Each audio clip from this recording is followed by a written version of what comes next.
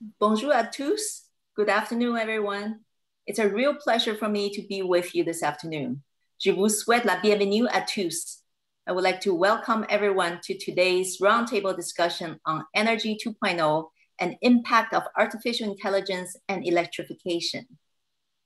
My name is Xin Gao. I'm the head of Quebec's delegation to Houston. This is my second official activity since I have been appointed to this position on June 7th. First, let me tell you a little about Quebec's international engagement. The Quebec government maintains bilateral relations with over 30 nations and states. It has a global network of 33 offices. The United States is a key partner for Quebec. 9 of these offices are located in the United States, and Texas is Quebec's largest commercial partner. My office in Houston covers 4 states in South Central of the United States. This includes Texas, Oklahoma, Arkansas, and Louisiana. My team and I are working on the development of business projects between Quebec and on these territories in areas such as energy, artificial intelligence, where Quebecs are global leaders. So during this webinar, 2 speakers from Houston will discuss the energy transition and mention the need they are looking for. You will also hear 2 Quebec-based experts to talk about artificial intelligence and electrification.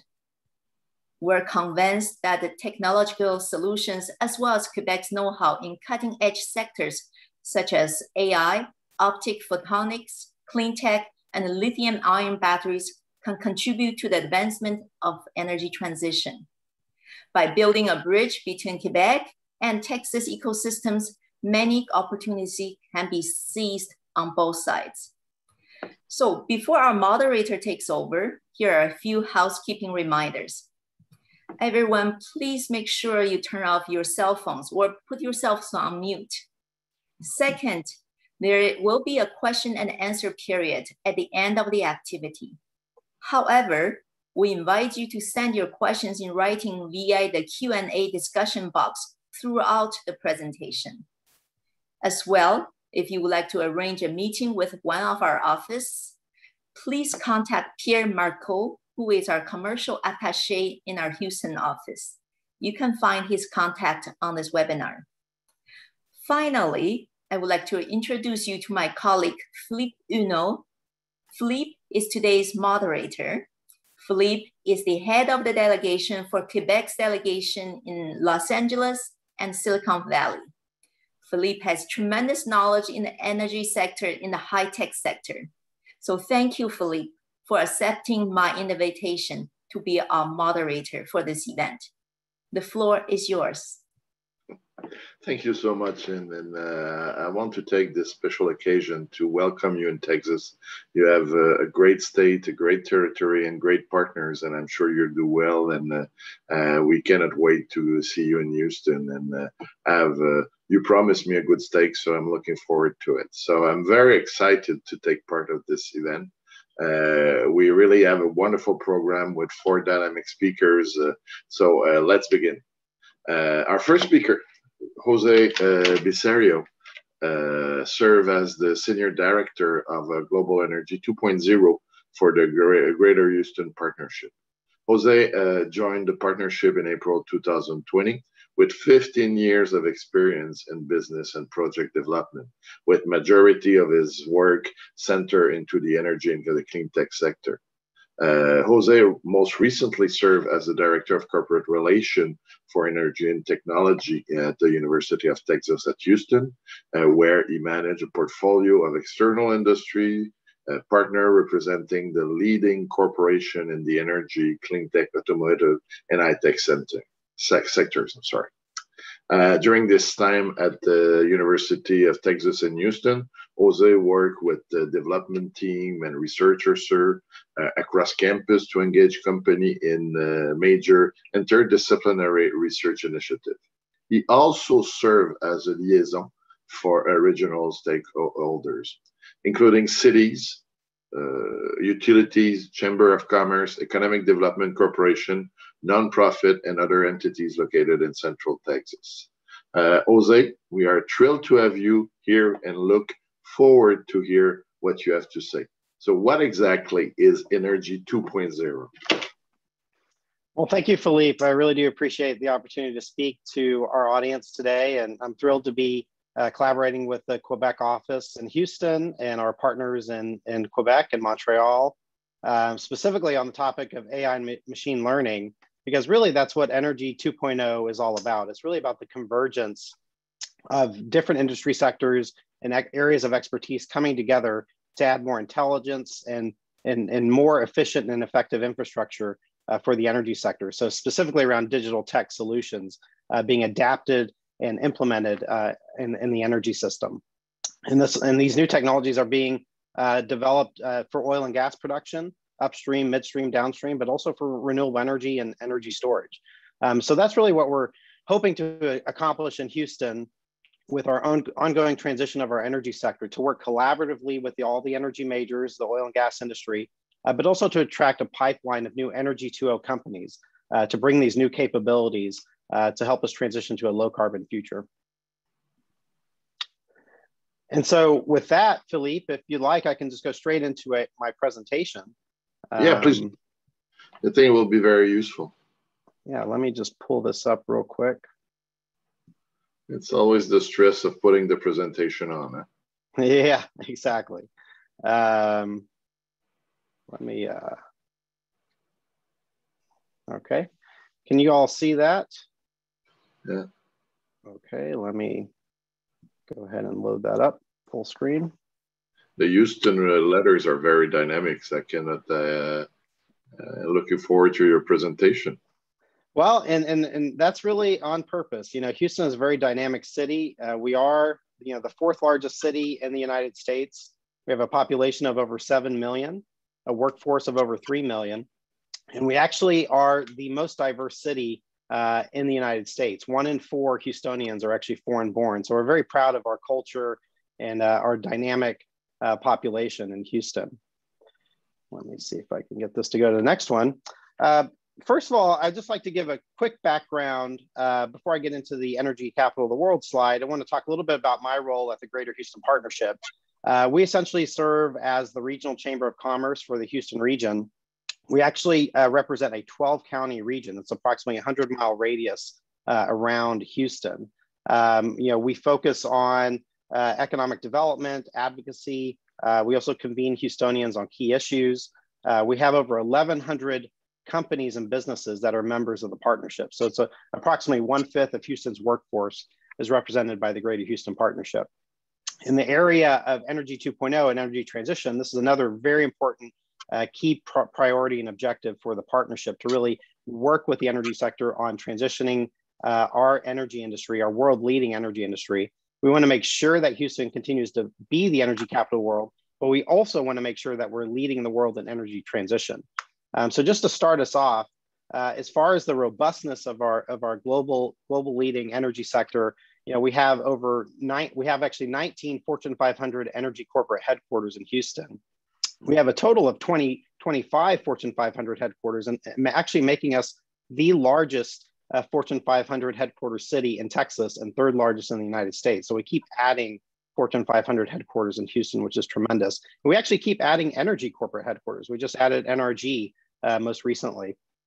We have over 4,600 energy companies, a massive energy workforce with 250,000 energy workers. This makes up about a third of our regional GDP. And something that we've been working on pretty aggressively over the last 2 years is building up our capacity to build and launch new startup companies in the energy technology and innovation space. So we actually have recruited new startup development organizations to help support new energy innovation. As far as our leadership in Energy 2.0 or energy transition, there's a number of reasons why we feel we're already leading the world in energy transition. First of all, it's because of our energy talent, just the critical mass of energy engineering talent, PhDs, project development, accounting, finance, you name it. All these specializations within the energy sector are already in Houston. So we're making sure that we are leveraging that workforce to attract new Energy 2.0 companies. But also, if any of our talented energy workers have great disruptive ideas, breakthrough ideas, we want to encourage those individuals to go launch their new companies around that innovation. So we're providing a lot of resources to really transition our energy workforce, which is a key component to energy transition. We also have world-class energy research institutions with Rice University, University of Houston. We collaborate very closely with Texas A&M and also the University of Texas in Austin. A lot of the graduates in the energy disciplines, AI, machine learning as well, end up coming to Houston to work in the energy sector. So we have close relationships with our universities. We also have robust energy capital availability, venture capital, private equity, project finance firms who traditionally were investing in oil and gas project opportunities, but more recently are looking for low carbon project opportunities and really pivoting into new ESG, clean tech, renewable energy investment opportunities. So we're seeing a tremendous amount of capital available now in Houston to launch these new Energy 2.0 projects. Because we have the lion's share of the energy sector in Houston with massive facilities and infrastructure, refineries, petrochem facilities, chemical plants, we have the ability to quickly upscale new digital technologies and Energy 2.0 innovations to the scale and requirements of the global energy system. So a startup in Energy 2.0, the ability to work directly with an energy major on quickly scaling is something that is really unique in Houston. And that's something that we want to work closely with Quebec and Montreal on, is bringing these new innovations to Houston to adapt them to the energy sector. As I mentioned, we're also creating a landing pad for new Energy 2.0 startups. We also our mayor recently launched the Houston Climate Action Plan, which has very aggressive and bold goals on how Houston is going to be fighting climate change and also reinforcing our critical infrastructure. All of these goals are going to create new market opportunities and contract opportunities for Energy 2.0 companies. That's something we're leveraging to try to attract new companies to the region. And not only are we one of the fastest growing cities in the United States in terms of population and renewable energy development, but also resilient infrastructure projects. Houston is known for oil and gas, but we also are one of the hottest regions in Texas and the United States for renewable energy and energy storage project development. We have over 6 gigawatts of solar, wind, and energy storage projects already in the pipeline with interconnection agreements in place. That translates into somewhere around $6 billion in capital investment that's going into. I'm sorry, yeah. I was able to jump on that. Can you elaborate from maybe a Quebec perspective? What are the advantages of having that?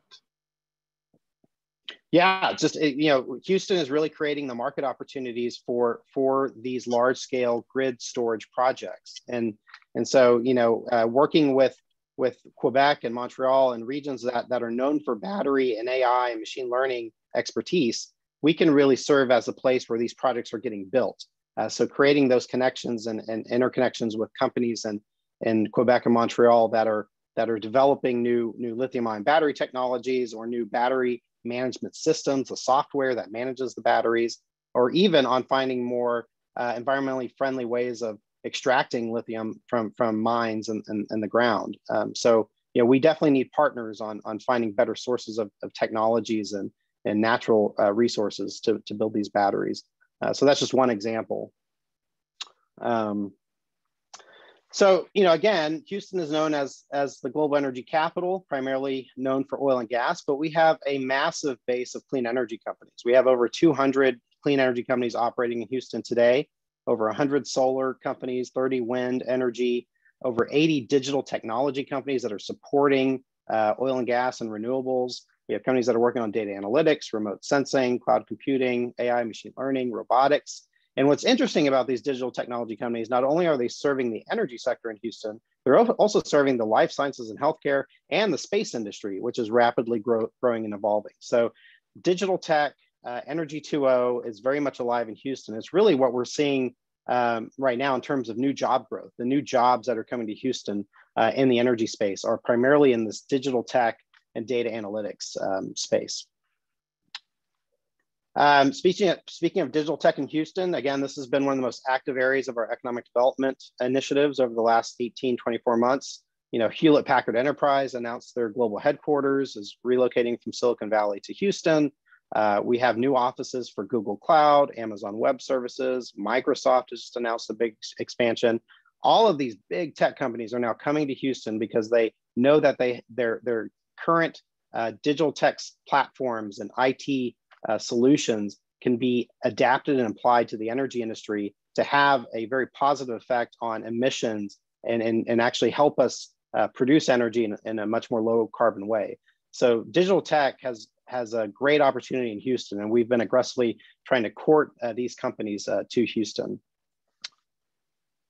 And just, we get asked this question all the time. How you talk about Houston's digital tech and as an innovation city, how do we compare to other metros that are known as tech hubs? This slide is specific to Texas, but we also compare very favorably to the coast, to the West Coast and the East Coast. But just in terms of our tech industry in Houston, we have over 235,000 tech workers, almost 9,000 tech companies.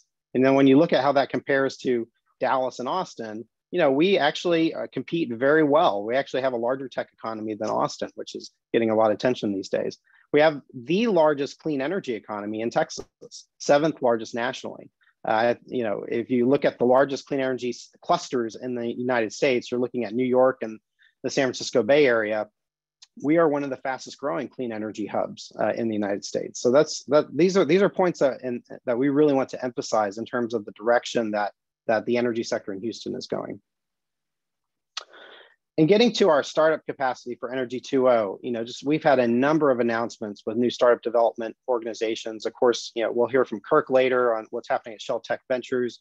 We have Chevron Tech Ventures. We have a lot of these incubators and accelerator programs that are launching. Halliburton Labs was recently launched just last year. It's a new incubator space for clean tech companies on Halliburton's headquarter campus. And our big win from an economic development standpoint last year was the attraction of Greentown Labs to Houston. Greentown Labs being one of the largest clean tech incubators in North America, headquartered in Somerville, Massachusetts. They did a big nationwide search, and ultimately they decided that Houston is really where they need to expand to take advantage of the energy talent, the energy workforce, and the ability to work with large energy companies on adapting and building new technologies. We've had other announcements as well. The Welch Institute for Advanced Materials was announced last year. This was created through a grant from the Welch Foundation. This is the single largest grant the Welch Foundation has ever distributed. It was over $100 million. So that institute is now being launched at Rice. Rice Alliance also launched a new clean energy accelerator program. I already talked about Halliburton Labs and Greentown Labs. Amazon Web Services, I just learned about their new program the other day. Amazon Web Services is launching a new clean energy accelerator program as well in Houston. So it just goes on and on and on, and examples of how the tech industry, the digital tech industry are collaborating much more closely today with the energy sector. And as far as some of our emerging startups that we're very excited about, we have, there's a lot of diversity in the new startups and technologies that are launching out of Houston. From a carbon capture and storage standpoint, we have a very exciting company called Cemvita Factory. They have a partnership with Oxy and BHP, and they're essentially bioengineering microorganisms to convert CO2 to different types of chemicals. And so Cemvita Factory is they're raising a lot of money right now. They're essentially tripling the size of their workforce and moving into larger space. So you'll be hearing more about Cemvita Factory over the next several months. Another economic development win for Houston was Utility Global. They are a green hydrogen technology company that was based out of Utah, and their CEO made the decision last year to relocate their headquarters, their R&D, and eventually their full-scale manufacturing facility to Houston. So you'll be hearing more about that as well. Similar with Solugen, converting CO2 and other emissions to chemicals and doing it in a low carbon way. And then Greentown Labs has now over 30 Energy 2.0 startups that are now located inside the Greentown Labs facility in Houston, which is approximately a 40,000 square foot facility near Rice University in what we call the Innovation District in Houston. So just a lot of startup activity in this energy tech space. The Climate Action Plan, I won't spend much time on this, but essentially, the mayor announced the Climate Action Plan on Earth Day of last year, but that set several major milestones for Houston in terms of, converting, municipal fleet vehicles to EVs. We want to continue to build out more renewables and carbon capture technologies. We want to create at least 50 new Energy 2.0 companies in Houston over the next 5 years. We want to definitely make our buildings, our built environment more energy efficient by using new financing options such as PACE and other green lending options, and materials management. It's a huge opportunity to try to divert waste from the landfill and use those raw materials to produce new energy resources. So there's specific goals that I think are going to be market opportunities for Energy 2.0 companies. And I think this is my last initiative I wanted to touch on, but we also recently launched a soil carbon storage and carbon credit trading program out of Rice University. We call it the B Carbon program. This was launched out of the Baker Institute of Public Policy. But essentially what Rice has done is they've sort of rewritten the rules on how you validate the amount of carbon stored in different types of soils, whether it be farmland, ranch land, wetlands, forest lands. And they've kind of rewritten the requirements on how a landowner or farmer can produce soil carbon credits on an annual basis and actually sell those credits to carbon emitting entities. So we're creating sort of a carbon credit trading hub or exchange where carbon emitting entities can go partner with landowners on carbon credit contracts. So this is a new initiative that just launched out of Rice. So we'll get into questions later, but that's just a quick overview on what's happening in Houston on Energy 2.0 and some of the key programs and initiatives that I'm focused on. I'll leave my contact information here if you want to jot that down, but there's lots of ways to get in touch. But I'm going to hand it back to you, Philippe, to keep us moving forward. Thank you very much. I think Houston is traditionally known as an oil and gas town. Could you go into the reason behind the motivation for a GHP decision to lead Houston into Energy 2.0? Yeah, I think, GHP being the lead economic development organization for the 12 county region, what we're looking at strategically is where are the new jobs going to come from? We feel that, the future of energy is really low carbon energy. And we feel that there's opportunities to create new jobs in low carbon energy, whether that be by working with energy majors on creating new business models and diversifying their business model, or attracting these new Energy 2.0 companies to grow and expand. So we really are focused on where are those new energy jobs going to come from. So the GHP, Greater Houston Partnership, our perspective is, we need to focus on how do we continue to attract companies in the energy space? How do we continue to develop new innovations that are going to help the global energy industry transition more quickly to really accelerate transition? And how are we going to attract new capital investment to the region? So we are still actively pursuing more traditional energy projects. There are biomass facilities that we're recruiting. There are new refineries, new ship channel operations. But we're also looking at, is there an opportunity to also establish a new carbon hub facility, an industrial decarbonization hub in Houston that could really take advantage of the existing oil and gas facilities and to really capture CO2 and do something really innovative there. So we're really looking at energy holistically across the board, and where are those economic development opportunities? Okay, great. I cannot see exactly if there is some question from the participant. If there is, I would like the moderator to flag them to me so I can ask them to our panelists. Is there any? So I just want, because I'm not capable to look at them. So if not, thank you very much. Thank you very much, Jose. It was very useful, and I'm sure that Jean will certainly be in contact with you. And as you mentioned, I like the way you pronounce that. Wrote it down. People from Houston are Austanian, very proud people and very dynamic people, and we can certainly you demonstrate that in your presentation. Thank you. Our next speaker is Kirk Coburn of Shell. Kirk, before I introduce you, is there anything you would like to add to, or anything related to Jose's presentation about the 2.0? No, I thought Jose did a great job. Of course, he's one of our best spokespersons for the city. No, great job, Jose.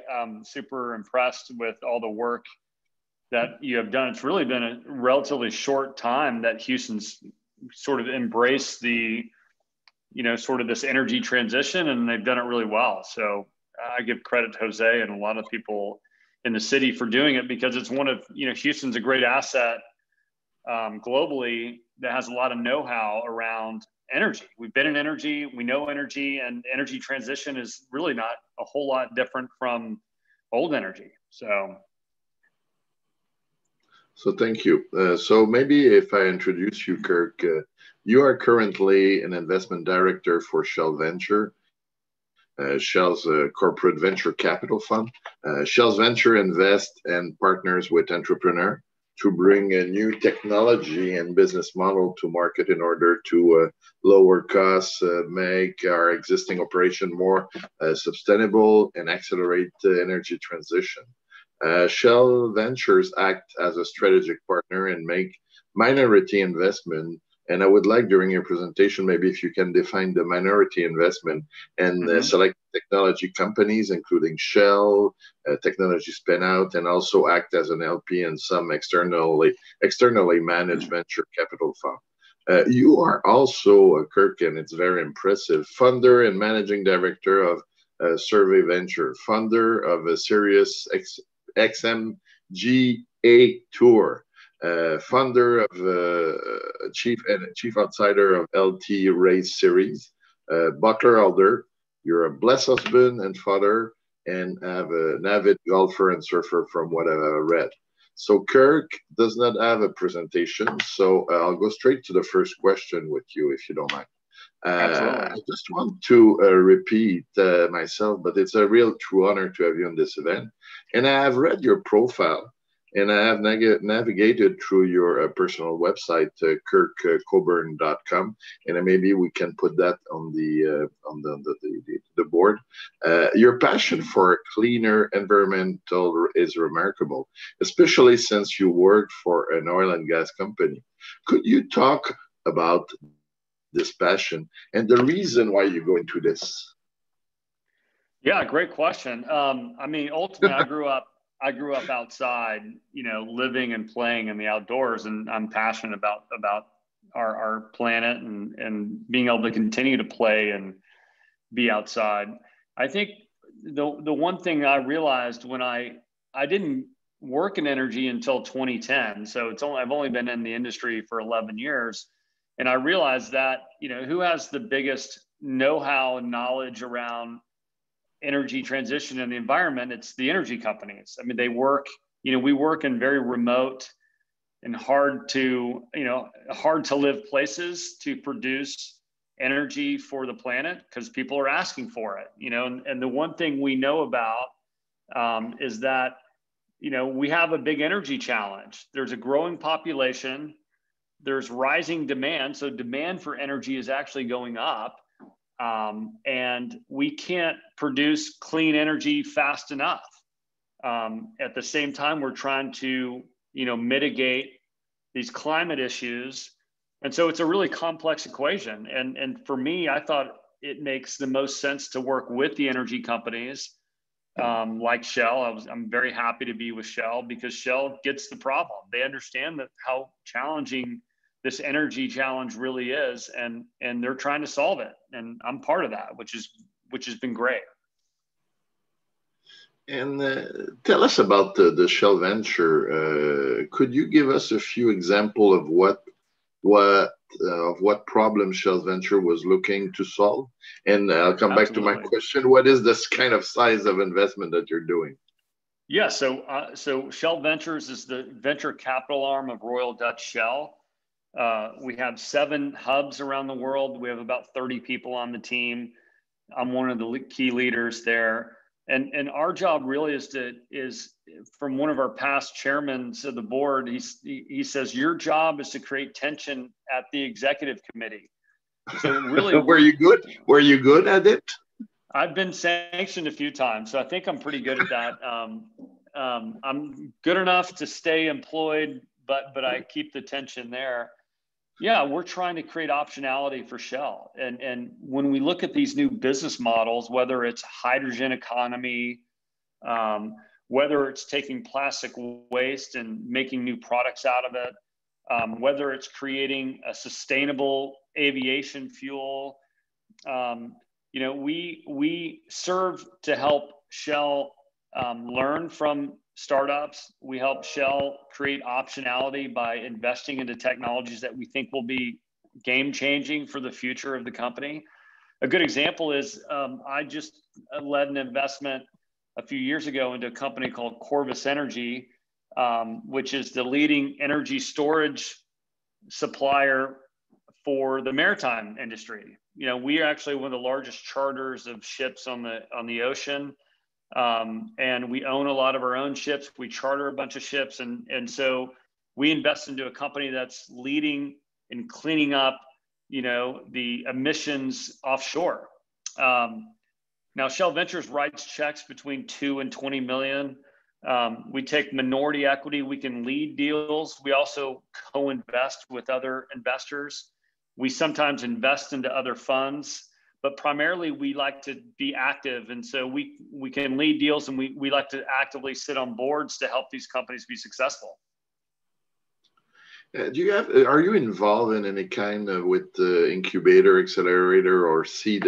Because I know it's not your credo with what you just said with the 2 to 20, but do you have any harm for seed investment? And how do you look, or how do you foresee the investment in this field when there could be great technology, or maybe there's probably the one that needs the more help in order to position their enterprise? I mean, I think we have vehicles. So Shell has different vehicles. We have Shell Game Changers that takes great ideas, like very early stage companies. We just created a new fund called SVX, which is Shell Ventures with an X. And it's really to do smaller investments, because ultimately in the venture capital space, writing a check less than 2 million is just as complicated as writing a $20 million check. And, the challenge for entrepreneurs, and as an entrepreneur, it's like the first challenge is, if you have a great idea, there's friends and family and there are angel investors out there that will put money behind good people with good ideas. We just have a hard time writing checks that small. So we invest into things like, Greentown Labs in Houston, which was something Jose talked about. We're trying to help the community establish, good angel investing ecosystems. A lot of our members are actually active angel investors like myself. I still invest outside of Shell to help startups. And so we take a very heavy community-focused view of the world. I have 2 questions from the participant, and I don't know if they're related directly to you or Jose, but I think that they're very interesting. The first one is, what is the role of AI in the decarbonization of the energy industry? So say that question again. Let me make sure. What is the role of artificial intelligence in decarbonization of the energy industry? I mean, AI can do so many things. I mean, I think for example, in our oil and gas industry, what AI has empowered us to do is to know when equipment's going to fail before it fails, because when equipment does fail offshore, it's very expensive and can be dangerous. So AI is super critical to our sort of traditional oil and gas business.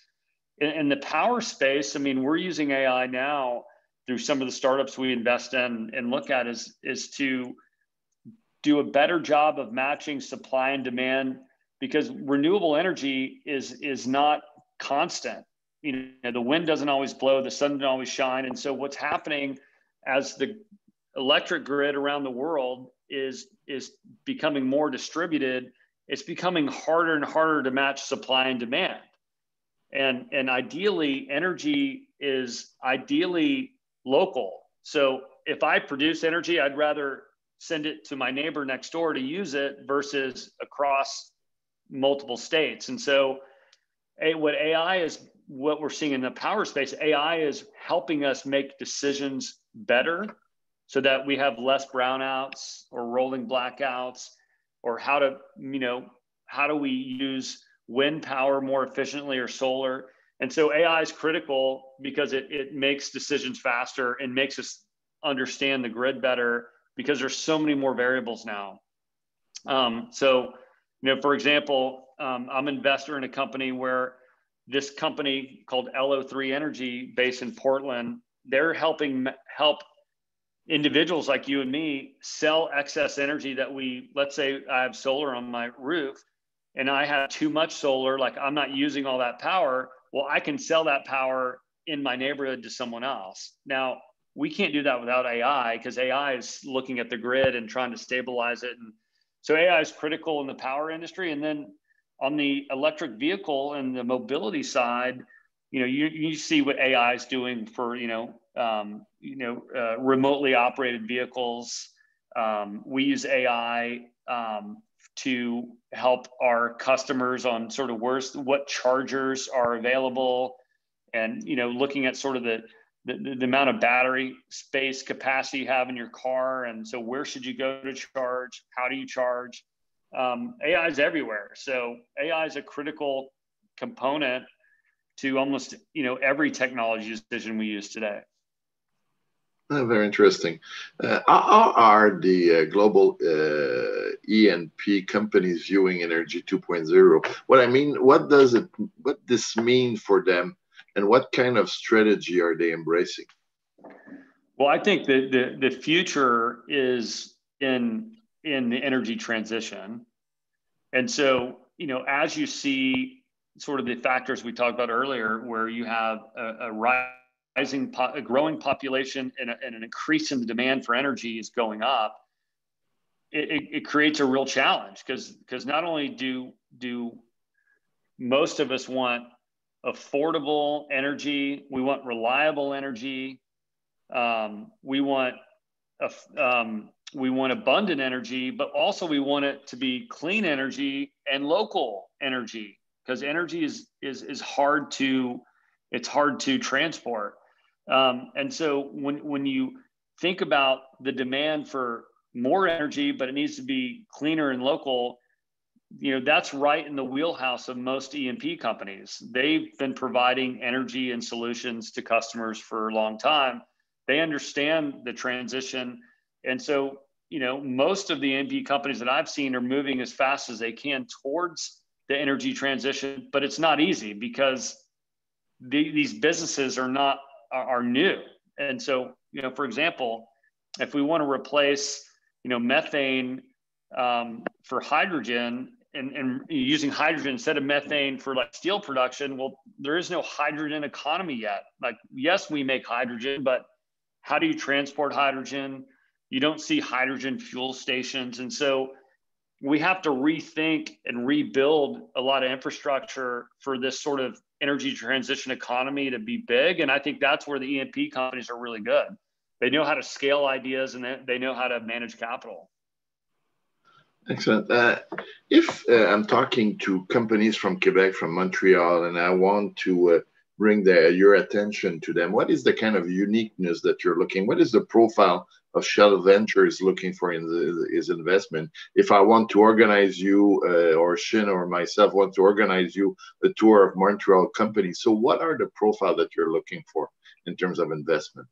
I mean, we want companies to be solving an energy problem. So we only focus on energy. So if it's a software startup that doesn't have anything to do with energy, we probably aren't interested. But in terms of energy startups, we like great teams, so great people to invest in, and if they're solving an energy problem and that's energy transition related, we want to make sure that technology has been proven to some degree. We want it to have a working product. We want them potentially to have revenue. We will invest earlier, but ideally we'd like to see some revenue. We'd like to see that the technology is actually unique, and something that we can invest in. And those are sort of the profiles. I mean, I'm being generic, but ultimately that's the profile we're looking for. Very interesting. So we'll organize you a fan tour. Jose, is there anything you would like to add at this point? Yeah, no, I mean, going back to the AI, the importance of AI and decarbonization, I think it's just, as Kirk mentioned, it's just critical, and it's already so embedded in so many different parts of our energy system, but it's increasingly being adapted, and AI and machine learning technologies are constantly evolving. But nowhere better do you see AI with with smart grid, microgrid deployment, especially with energy storage, being able to store more of the intermittent renewables when they're not, when the sun's not shining and the wind's not blowing, and being able to deliver that power at strategic times of the day when price arbitrage is optimal. So California has a big issue where they produce a lot of renewables, but it's very expensive in certain times of the day. And so being able to add more storage, store the renewables, and then put it back on the grid, it's a big opportunity. And so you need really sophisticated AI systems to determine when you're charging batteries and when you're delivering that power back to the grid. And then of course from a neighborhood scale, substation scale, especially in Houston, where we are incredibly vulnerable to extreme weather events, hurricanes, and floods, which, by the way, predominantly impact low-income neighborhoods more than any other neighborhoods. We need to be able to deploy more microgrid and AI technologies across the entire region to try to balance the grid and help us, recover from these major events more quickly. And it also has to help us lower the cost of renewables overall, and lower the cost of installing these systems, especially in socioeconomic disadvantaged parts of the region. So just want to add that point there. Very, very good point. And actually, I know that there is a question of hydrogen from the participant, but this I think that will keep for everybody on the panel to be answered. So maybe one last question, Kirk. How do you see electrification impacting the vision and goals of Energy 2.0? Well, I mean, I think the goal is electrify as fast as you can. So, so the question is, how do you do it? And so that's at the intersection of businesses providing solutions. It requires consumers wanting more electrified things. So whether you put in a electric water heater, or you buy an EV, electric vehicle, and also requires government participation. So I think everyone is, most large, regions around the world, but what we're seeing is, I think everyone wants to move towards electrification as fast as possible. Every sort of local region is different in how they're going to go about it. And we at Shell, and when we're investing, we're looking at what is the path to electrification in this space. How do we support it?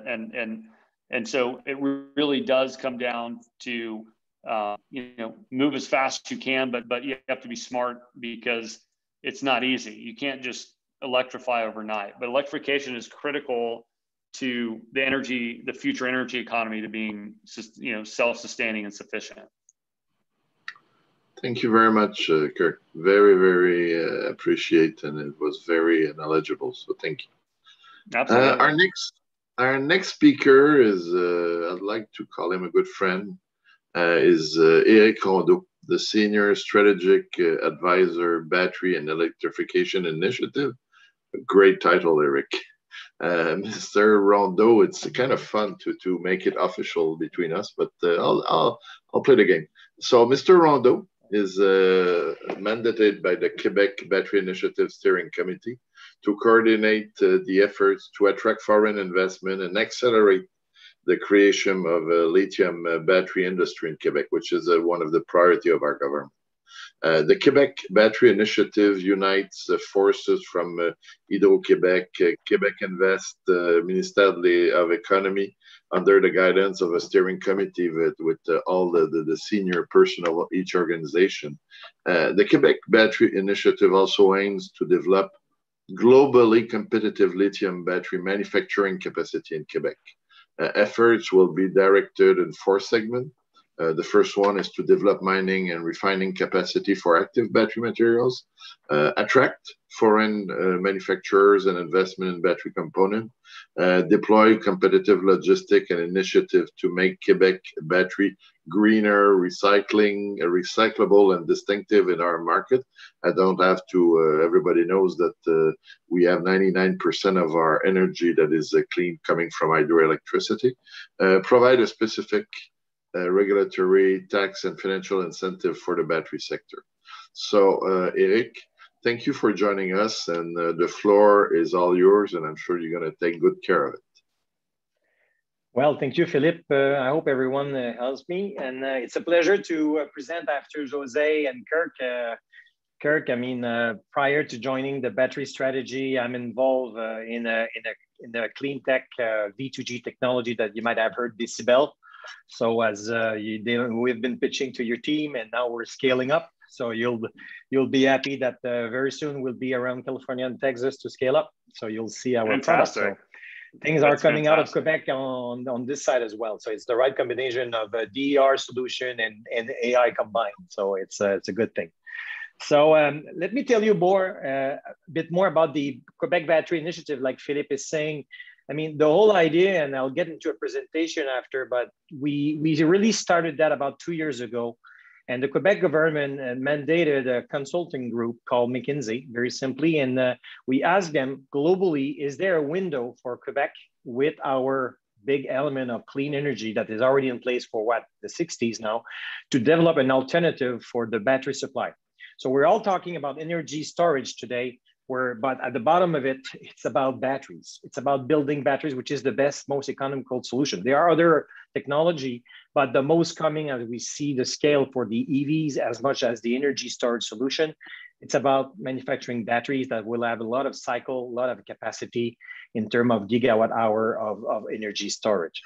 And the window was very clear in a sense that we have to integrate those batteries into the vehicle or to the energy storage unit to tap into the renewable energy undispatchable capacity and make it more dispatchable. But we need to manufacture those batteries and get those minerals. And the whole idea is currently 80% of those batteries, they come from Asia. And now we have the opportunity for the rest of North America to build an option, to build an alternative based on our current capacity of scaling up on critical minerals and also scaling up on our clean energy large capacity of the Quebec renewable 99%, like saying Philippe, hydroelectric grid. So let me get into my presentation, and hopefully everyone can jump into questions and exchange. But hopefully you'll see that this is a vision, but we're already like setting up the key players. In the coming months, will be more and more precise. Desktop. Let me make sure I'm having the right presentation.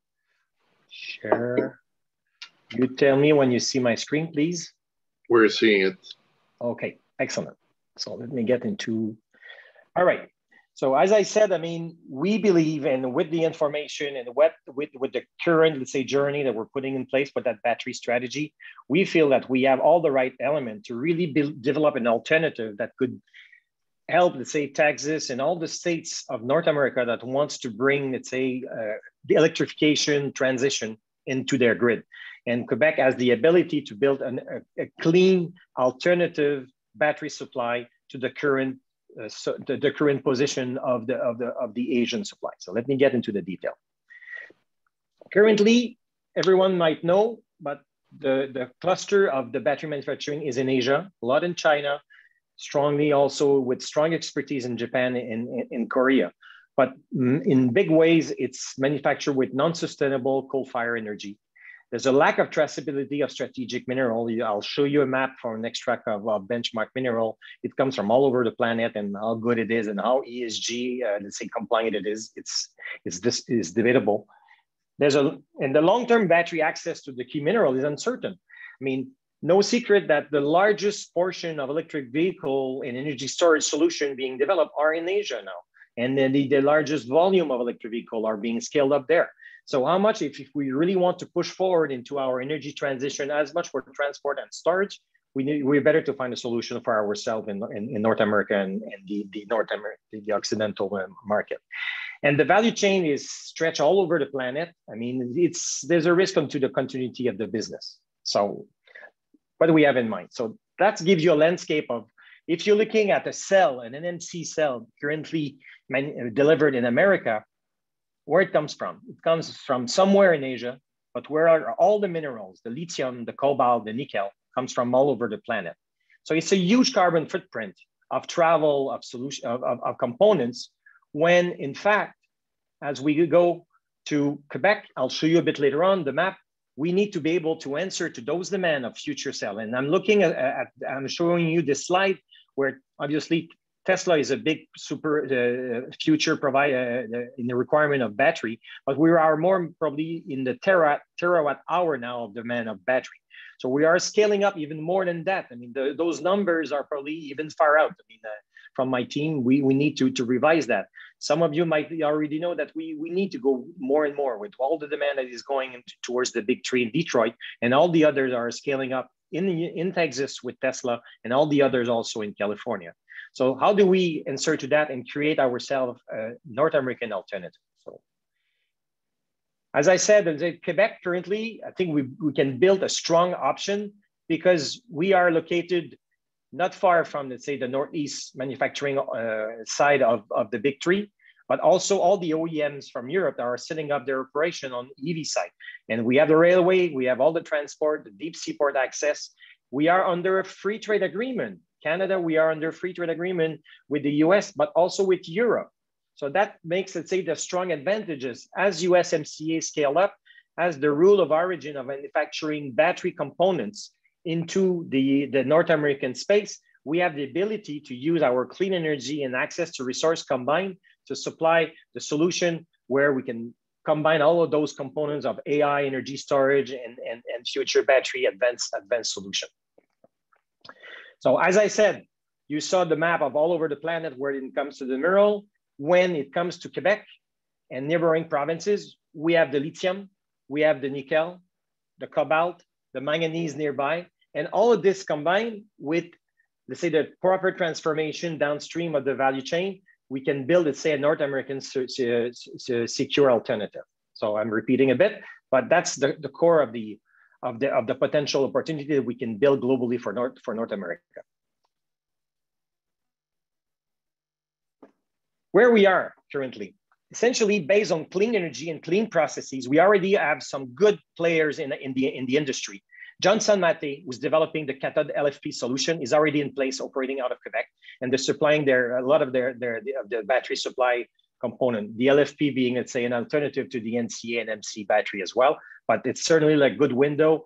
Volkswagen announced, Tesla announced, and it's already also used in some energy storage solution, because this is a nice combination of new cathode active material solution. Namaska Lithium, it's the upcoming lithium provider of lithium hydroxide. We're scaling on them.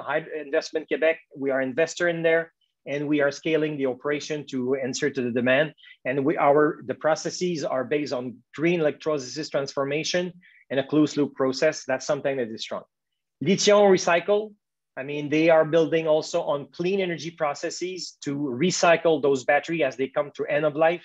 And it's a hydrometallurgical process that is that is a very low carbon footprint. That's the focus of providing the cathode active material. And I'll show you the little secret. The bottleneck of the industry is about the cathode and the cell manufacturing. On the anode side, two sides of a battery, the plus, the cathode, the negative, the anode, the natural graphite, as much as the silicon, needs to be addressed. These are, let's say, some of the key components of the battery recipe. Nouveau Graphite is scaling up with a full electric transformation operation, and they are, let's say, setting up operation and scaling up on their manufacturing. And Ferroglobe is already operating in Quebec. So this is the first piece of the puzzle that we have in place. And then, I mean, where we are going, it's about building that circular economy. We really are saying that, as I showed you about the recycling, we have the critical mineral in place. And now we want to address the core of the bottleneck of the battery industry. It's about building, manufacturing the cathode active material, the precursor of those components in a circular economy way, from the mine to the cell, and recycling this from the mine that we have, say the mines themselves in the northern area of the country, but we want to build also that urban mine recycling of the depleted battery. At the heart of it, it's the advantage that we have built in Quebec. We have a 99% hydroelectric grid. I mean, probably the cheapest rate in North America. The grid is very reliable, very strong, and it gives us, let's say, an economic advantage that we can build on. And obviously, I mean, the low carbon footprint of hydroelectricity is a fantastic advantage when we look at the current processes of manufacturing battery. These are very energy intensive processes comparable to aluminum smelters equivalent. So this being in place, this is where, I mean, we're putting that together. And there's one other place in the world that is doing a similar strategy, no secret, is if you look up, it's about Scandinavia. Finland, Sweden, Nordvolt, BASF, a number of the key player of the battery industry. They're setting up operation to supply the OEM operator of Europe as much as now they're scaling up also to have a European alternative out of clean energy and access to mineral in the Scandinavian countries. So it's a similar approach. So in a nutshell, where we are, we can build a secure, stable, sustainable North American battery supply based on our lowest GHG emission capacity. So we can build a reliable access to critical mineral, shorter value chain, and also demonstrate an ethical traceability. The ESG concept of the future battery will be key. So some of you might have heard about the Global Battery Alliance that is enabling what we call a battery passport that will show the traceability, the carbon footprint, as much as the ESG compliance of manufacturing of those batteries. This is something that we are putting in place as well in our battery strategy. So we'll be able to display how much of the Quebec battery is clean and renewable and affordable, as much as being affordable. So what is the situation of our industry cluster? Obviously, on the raw mineral, which is obviously the landmark where we start, we have the lithium on a number of mines that are scaling up, the graphite, nickel, and cobalt. We have a lot of nickel producer in Ontario nearby, and combined with cobalt and the other minerals, the precursor that are part of the downstream process. And at the heart of it, this is where we are doing our attraction, our industrial attraction now to bring, let's say, the active material, the cathode and the anode material producer that will supply manufacturing of cell, of NMC, LFP, NCA type of different lithium-ion cell that will supply the battery for energy storage as much as the electric vehicle adoptions. And then, I mean, this is where we're putting ourselves in position to help the rest of the North American industry when it comes to the assembly, battery pack modules, and vehicle integration. This is where, I mean, this is more for the large scale of the OEM operation of Ontario in US, and in Texas recently with the Tesla scaling up. Obviously, I mean, this is where we leave it to the rest of the North American industry to scale. We have some local players, nonetheless. Leon Electric buses, BRP, the recreational product that you might have heard, the Sea-Doo Ski-Doos of the world, they are going to an electric program. So some of those are nice local expertise of electrification that we have developed in Quebec for a little time. We have a long time of experience of research. One of my major colleagues that I have in the team of our battery strategy is Dr. Karim Zaghib. Karim has been leading those research development of the timeline that I'm showing you here. We are owner with Hydro-Québec of fundamental patent on the lithium-ion battery emergence. So that's give us, let's say, a strong understanding and capability of R&D in improving the battery processes in the future as we scale up.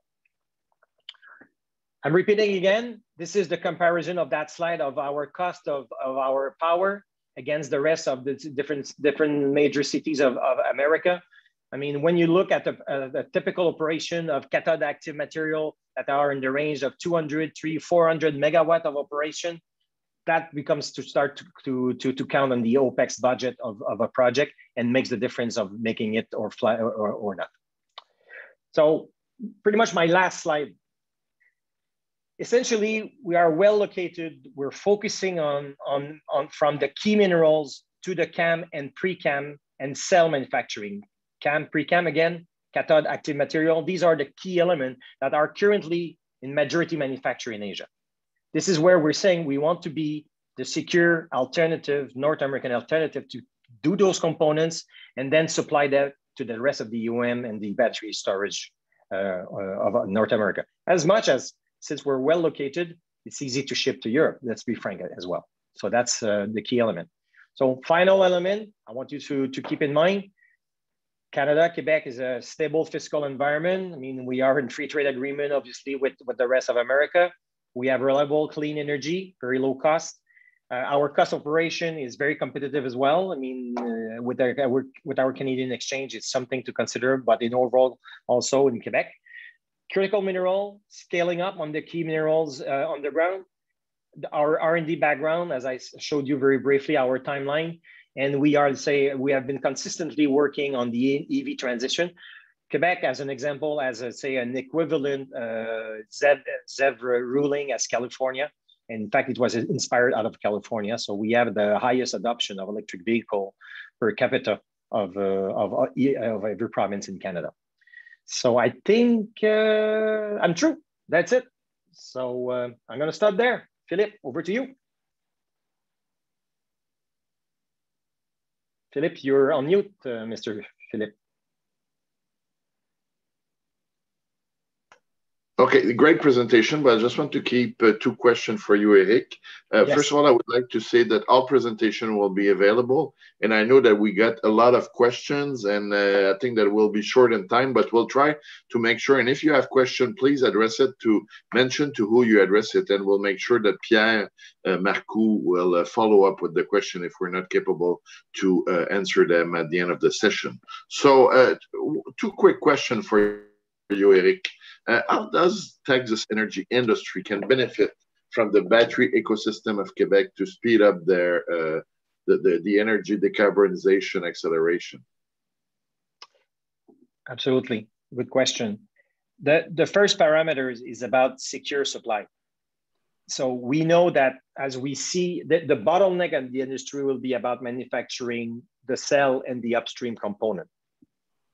Since we're already on the track of this, we are in a strong attraction, and a number of projects will be announced in the coming, say, months and year. We believe we can certainly be participating to improve the security of supply of that energy storage. I mean, it will be part of it. So it's either or having, let's say, a North American alternative on remaining dependent of outside of the North American space in terms of battery storage solutions. The integration, the intelligence, this is all what we can do in North America, but I'd say the current race for, let's say, the low cost, the objective of $100 per kilowatt hour of the battery to be competitive. I mean, this is where, I mean, it needs to be maintained, and that we can position ourselves to also be part of that game instead of leaving it, let's say, to outside of North America. That's the main part, Philippe. It's about security of supply.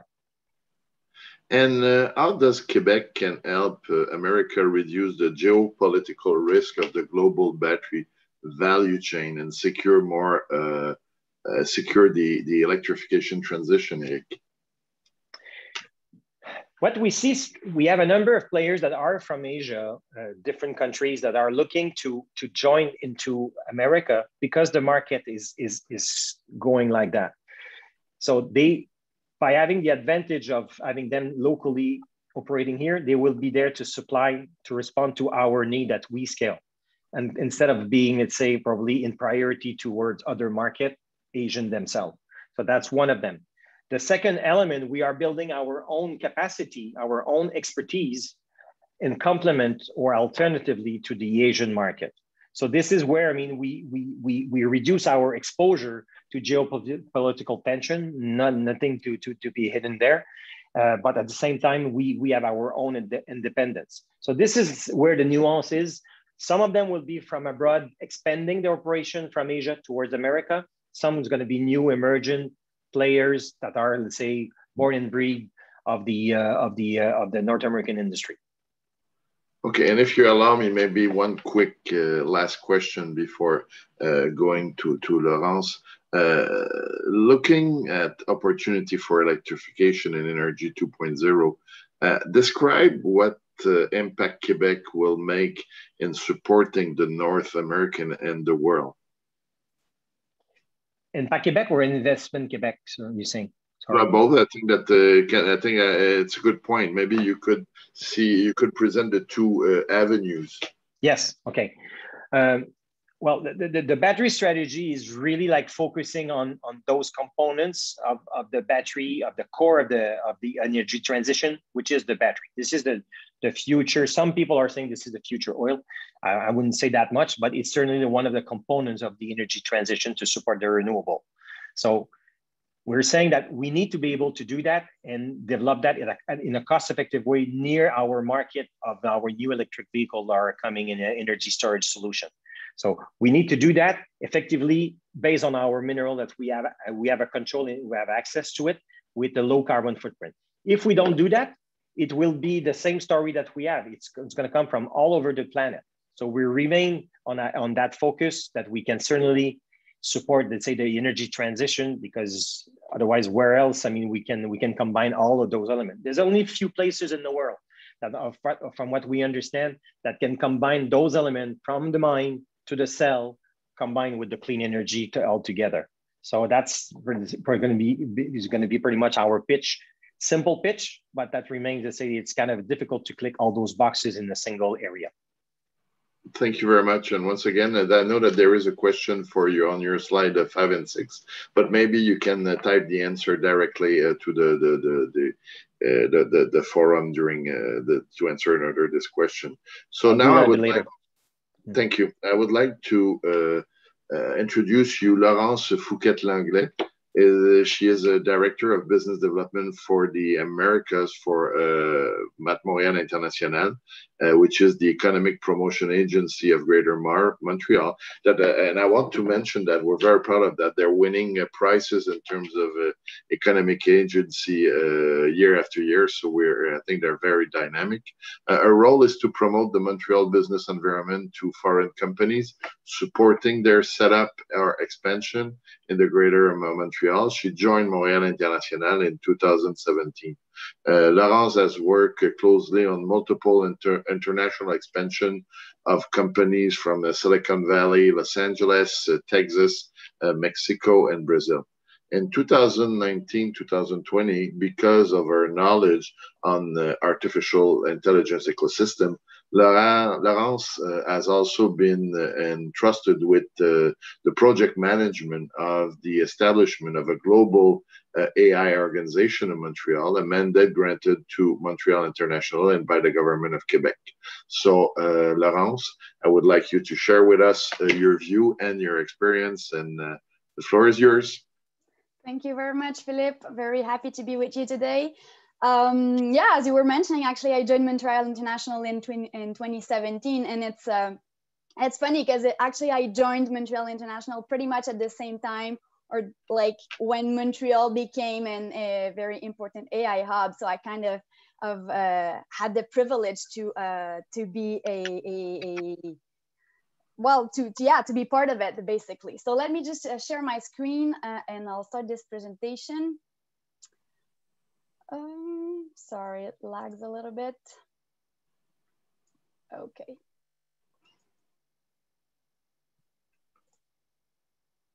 Do you see it now? Yeah. Okay, great.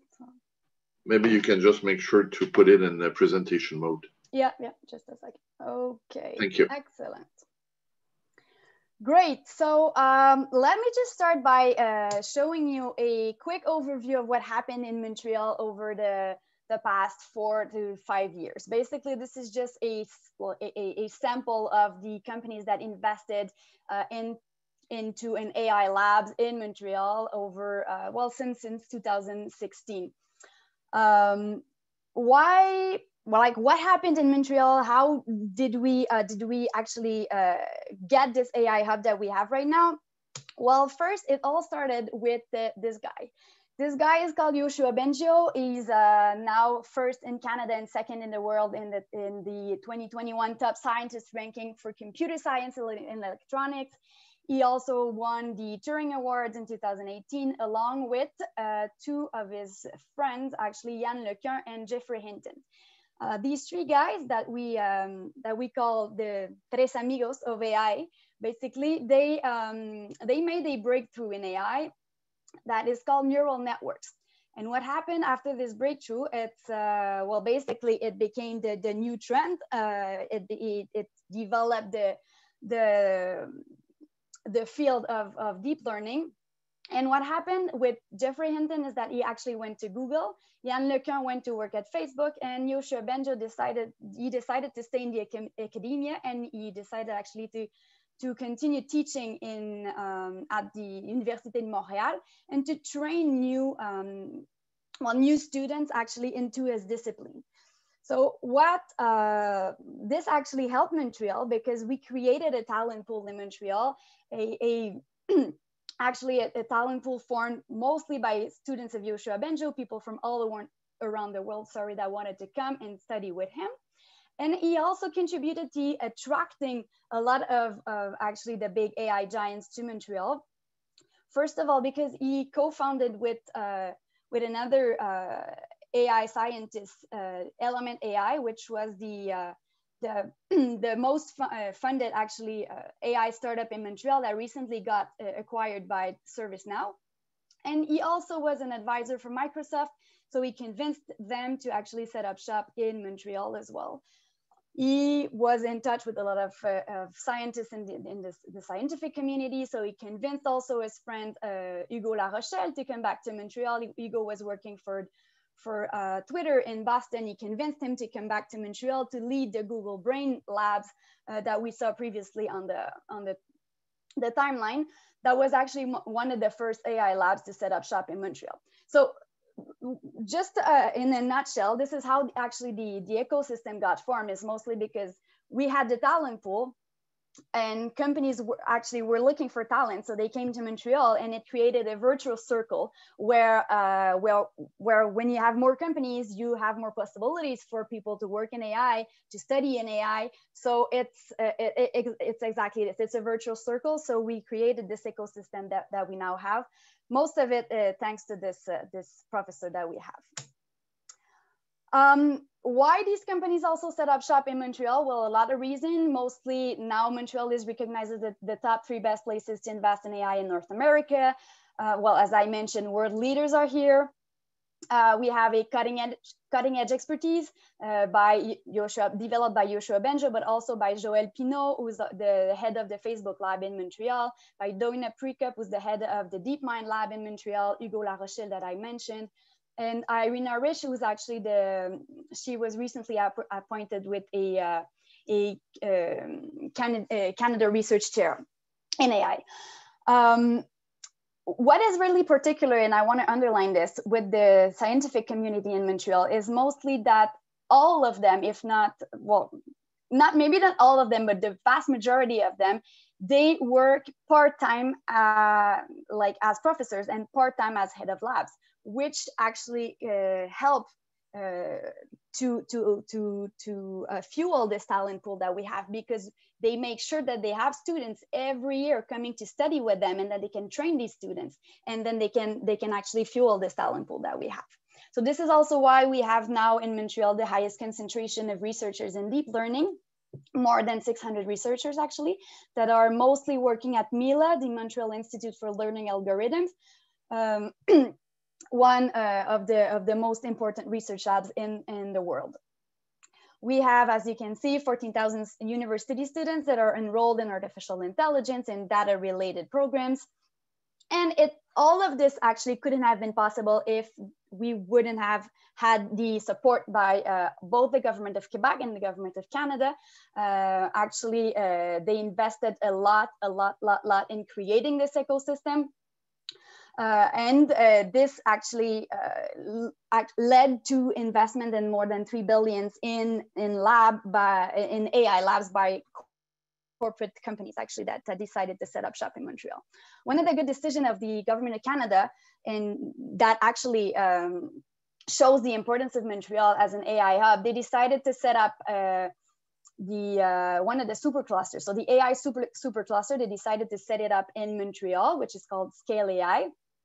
Canada has 5 superclusters, and well, Montreal was selected actually as the HQ of the AI supercluster one. And also the other particularity of the ecosystem I'd like to underline is mostly the important possibilities of collaboration in between the researchers, the research community, and the industry. So a lot of programs exist, which is Prompt AI, Scale AI, MyTax. These programs are mostly like grants or financing programs, and they actually encourage the collaboration in between the industry and the scientific community. One of the big research center, actually, it's an umbrella research center. It's called IVADO, so the Institute for Data Valorization. It regroups a lot of research chairs and labs. Mila is part of it.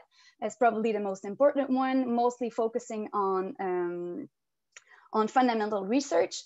But as you can see, other research chairs are part of IVADO, and it's extremely beneficial to companies because they only have one door to actually access a lot of different research chairs, and they can actually combine research in multiple domains just by entering IVADO, sorry. What also happened in Montreal, and this is maybe interesting for Kirk, is that Montreal has emerged as a very important startup hub. What happened over the past years, I'd say a lot of VCs started to be very active in Montreal, mostly because of the AI hub that was actually exploding, but also because of the tech hub in general. I mean, Montreal traditionally was really strong in the aerospace industry, in the video games industry, and animation and VFX as well. So all this technological hub actually helped support the AI hub that we have. And it encouraged a lot of VCs to be more and more active. Actually, 4 of the most VCs active in Canada are HQ'd in Montreal. You can see on the screen a couple of investments that have been made over the past years. You can see also that a couple of funds are mostly focusing on AI. And there's something very interesting as well. And you mentioned earlier, I think it was Jose who mentioned Greentown Labs. Actually, Greentowns is working a lot with Second Muse, and Second Muse recently established a fund in Montreal that is called Clio that will be mostly focusing on climate tech. So it will act as a fund, but also as an accelerator in Montreal. These are just a sample of the AI the accelerators that we have. Most of them are generalists, but one is very specialized in AI, and is the Techstars Montreal AI Accelerator. This is also a very interesting fact because Techstars, as you all know, they have incubators, accelerators all around the world. Some of them are industry focused, some of them are not. And they decided to actually set up their AI focused accelerator in Montreal because they saw the potential of the ecosystem that we have. These are a couple of companies that we have in Montreal that are developing AI as a service. And this could be very interesting, mostly for the energy industry. And I think this is something they should probably tap in. It's the fact that we have the talent pool in Montreal. A lot of actually startup and scale up now have focused on developing AI platforms that can be used by different type of industries. So 2 of them are Strategy AI and Data Performers. Data Performers is a company that is actually, well, as the name says it, but they use data to actually make companies more performing better. So they developed a platform that is called Macula AI, who is actually, it's an AI-powered visual inspection, and it allows company to be actually to go faster and with less effort because of the platform. Their platform is mostly used in smart manufacturing, in industry, in energy industry as well. And the other platform is developed by Strategy AI. It's called Kepler.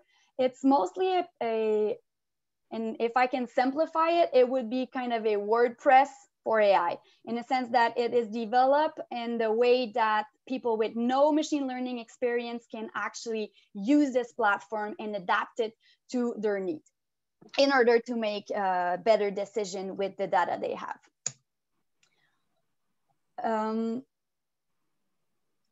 This is a sample of leading companies that are active in the energy and AI in Montreal.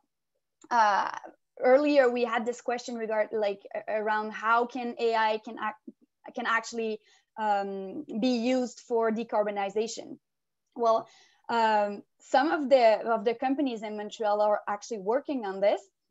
I would like to point maybe Thermo AI and Caesar Energy. Both are developing technology to reduce the CO2 emissions, the carbon emissions. And Thermo AI is actually developing a smart control that could minimize the carbon emission, and by visualizing and tracking the combustion in real time. I'd also like to point out maybe the Petro AI solution. This is super interesting because Petro AI is actually a Houston company. It's a Houston company that decided 3 years ago, if I'm not mistaken, to set up shop in Montreal to tap in the local talent pool. So one of their main researchers is actually a professor at McGill University, and they developed a team in Montreal to build this model that they have that is precisely used by the energy companies in Texas. This is just to give you an overview of the talent pool. Well, I mentioned earlier the students, but this is to give you an overview of the talent pool. We have close to 20,000 workers with AI skills in Montreal. We are seeing an increase. Over the last 12 months, we've seen an increase of 22%. So it's the talent pool is here. It's still growing. So that's very good news. And finally, the last reason, I'd say most of the companies, well, it's not the major reason because talent is really the new gold, but it's also a good plus, I'd say. And I think Eric mentioned it as well, is because the operation costs in Montreal are really, really advantageous for AI labs, and because we have a lot of incentives to actually, we have a software development incentives, and we also have like 2 very strong R&D tax incentives, which actually gives an advantage to the companies that want to set up shop in Montreal. This is an overview of the tax credits that we have. I won't go into too much details right now, but if you have any questions, feel free to ask them and I'll be happy to answer. And as of now, I think that will conclude my presentation. Merci beaucoup, Laurence. It was very useful, and I think that it's clear it demonstrates the uniqueness of Montreal AI ecosystem. But how could you describe with an example maybe the dynamic relation between the different player and the relationship of the ecosystem between company, startup, university, or research industry, and even more the government? Do you have something in mind that you can share? Well, actually, I think I just skipped it in the slide before. I don't know. Do you still see my screen? Okay. Anyway, but Parachem Chemicals is actually a really good model. Actually, it's a super interesting model. It's a joint venture between Suncor Energy and Invest Québec, and so they basically, what happened is that Suncor was Parachem is actually a producer of polyester, and it has nothing to do necessarily with energy, but they decided to actually, Suncor decided to buy Parachem, and they decided to do it in a joint venture with Invest Québec. And both of them actually owns Parachem now, and they are working together with Polytechnique to develop, they do R&D to lower their carbon emissions. So this is and maybe just an example of how it's important in Quebec. Actually, it's probably as I mentioned, the main characteristic of the ecosystem is that corporate and the academia, they really work together. There's a lot of programs that facilitate this, and it's the way we work basically in Quebec. So I don't know if it answers your question, Phil. Yeah, it does. I would like maybe to take, because there's 4 minutes left, to open the floor to everybody, to all the panelists.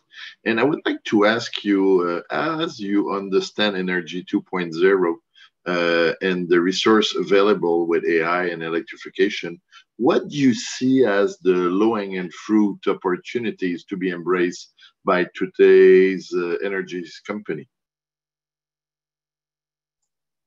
I might direct the question after that to Kirk first, Eric, Jose, and then also at the end, maybe Laurence, you can say, how can we, Quebec can, Montreal more specifically, can partner with the Texas enterprise? Well, it sounds like to me, I just need to look at all the companies in Quebec. It sounds like you guys got a really thriving ecosystem, and we need to start looking closer at the startups there. So that the action's on me. Jose, do you have anything to add on this? Well, it's very impressive what's happening in Montreal, and with the AI hub that you've established, and the innovations that are coming out. There's just a tremendous amount of synergies that I think are already happening between the energy sector and AI technologies and Montreal-based companies. You mentioned Petro AI, Houston company, but is establishing a presence in Montreal. I really think that is a big opportunity, is getting more of our energy companies in Houston to either collaborate with Montreal AI companies or expand there to gain that expertise. Just the amount of, you mentioned that there's 14,000 students enrolled in AI programs. I mean, it's amazing how much talent you're producing in the AI space. And you look at any number of major energy companies in Texas and the struggles that they're going through with dealing with data and dealing with optimizing of equipment and infrastructure. One example comes to mind, and a conversation I had with an oil field services company that operates in the Permian Basin, and they talk about all the time where the wells that they're managing are producing terabytes of data each day. And first of all, getting that data to the surface, and then getting it up into the cloud, and then having their data scientists pour through it. They really want to be able to automate more of those processes with the data, so that they can really make real-time decisions at the oil well on drilling operations or just managing methane or emissions or other aspects of production. And so I think there's a number of ways that we could work together on bringing the AI expertise in Montreal to Houston and creating these collaborations with the energy sector. And I don't want to put you on the spot, but how can we, I think that this forum was organized today was great, and I think it established and putting the basis for future collaboration. But if you have to think on a ballpark way, what could be the next step in order to emphasize and build these bridges between Quebec and Houston? Yeah, I think Kirk just mentioned this. I mean, I need to get to Montreal. I'd like to go visit. I'd like to meet with your thought leaders and these companies that are emerging in the AI space. And I think we need to become more familiar with what's happening on the ground in Montreal. And likewise, we need to continue to host your experts and leaders in Houston. Because Houston is evolving at such a rapid pace on the energy front, especially in this energy 2.0 space. during the pandemic where we couldn't really travel, a lot has happened, with Greentown Labs, the Rice University Innovation District, the ION smart grid or smart cities incubator. There's a number of new facilities that are now in place and online. So I think just, we need to start traveling and become more familiar with what's happening. And now maybe to conclude, Eric and Laurence, this being said, what can we do in order to welcome the people of Houston and companies, funds like Shell in Montreal? What will be the main event for you in terms of organizing these things and collaborating with these people? Well, I'd be more than happy to host you guys in Montreal. I can't wait for the border actually to reopen. Yeah. I've been traveling a lot to Texas. It's coming. Yes, fingers crossed. Yeah, I used to travel a lot to Texas, but I will be traveling again for sure.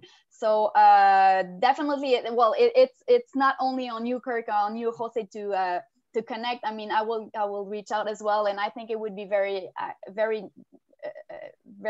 good actually to have a delegation coming over to Montreal. This is something we do on a regular basis. I mean, we host companies, we host delegation when they want to have a better overview of the Montreal ecosystem, mostly specifically for the AI ecosystem. We've done it a couple of times. We've done it, not last year, but the year before. And I'd say that over the last 3 or 4 years, we've been doing it with investors from Silicon Valley. They were coming over for the F1, but there was also a good opportunity to meet with the local AI ecosystem. So we can definitely try to find an event in which you want to participate, and we can have a delegation coming over around this event. I'll be super happy. Eric, do you want to add? Merci, Laurence. Do you want to add on this?